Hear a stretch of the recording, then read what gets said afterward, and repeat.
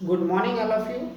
आज हम twelfth physics के अंतर्गत विशिष्ट प्रतिरोध अथवा प्रतिरोधकता क्या होता है उस पर चर्चा करने जा रहे हैं। तो सबसे पहले बात करेंगे विशिष्ट प्रतिरोध। विशिष्ट प्रतिरोध होता क्या है? तो नॉर्मली हम सोच के देखें कि विशिष्ट मतलब स्पेशल क्वालिटी।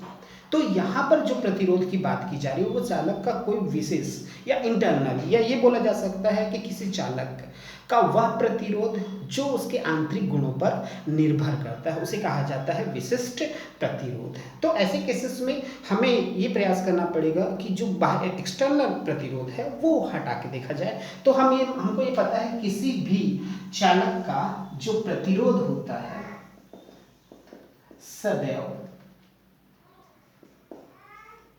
लंबाई के अनुक्रमानुपाती होता है। किसी भी चालक का जो प्रतिरोध है वो सदैव उसकी लंबाई के अनुक्रमानुपाती होता है अर्थात R प्रोपोर्शनल टू L। और दूसरा प्रतिरोध सदैव चालक के अनुप्रस्थ काट के क्षेत्रफल के व्युत्क्रमानुपाती होता है।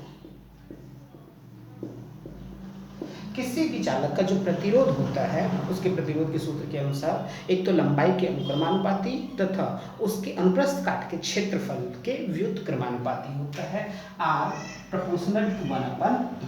अगर दोनों नियमों को मिलाएं, एक साथ मिलाते हैं तो उपरोक्त दोनों नियमों से R प्रोपोर्शनल टू L/a लिखा जा सकता है।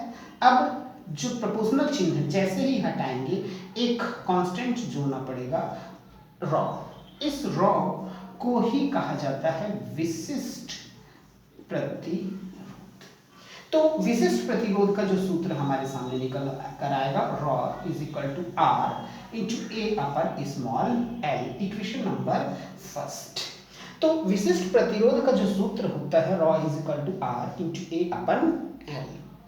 अब ध्यान दें, चूंकि हमको पता है कि चालक का प्रतिरोध R जो अभी हम पिछला केस में निकाल चुके हैं ओम के नियम में कि R का जो प्रतिरोध होता है वो होता है ml/ne² a इंटू टाउ।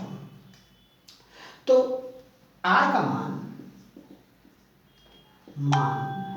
समीकरण 1 में रखने पर R का मान जैसे ही हम समीकरण 1 में रखते हैं तो rho is equal to R की जगह ml/ne² a into tau into a/l। तो यहाँ से a और a कैंसिल हो जाएगा, l और l कैंसिल हो जाएगा, तो रॉ बराबर आ जाएगा m/ne² इंटू टाउ। ये विशिष्ट प्रतिरोध का सूत्र होता है। अगर हम देखें जो विशिष्ट प्रतिरोध है वो मुख्यतः डिपेंड करता है किस पर, एक तो इलेक्ट्रॉनों की संख्या पर उसके व्युत्क्रमानुपाती होता है पहला रॉ प्रोपोर्शनल टू 1/n मतलब मुक्त इलेक्ट्रॉनों की संख्या के व्युत्क्रमानुपाती होता है। कहने का मतलब अगर किसी चालक में मुक्त इलेक्ट्रॉनों की संख्या अधिक है तो उसका विशिष्ट प्रतिरोध कम हो जाएगा और मुक्त इलेक्ट्रॉनों की संख्या अगर कम है तो उसका विशिष्ट प्रतिरोध अधिक हो जाता है। और दूसरा प्रोपोर्शनल टू 1/टाउ। टाउ मीन्स क्रांतिकाल जो डिपेंड करता है कैपिटल टी पर।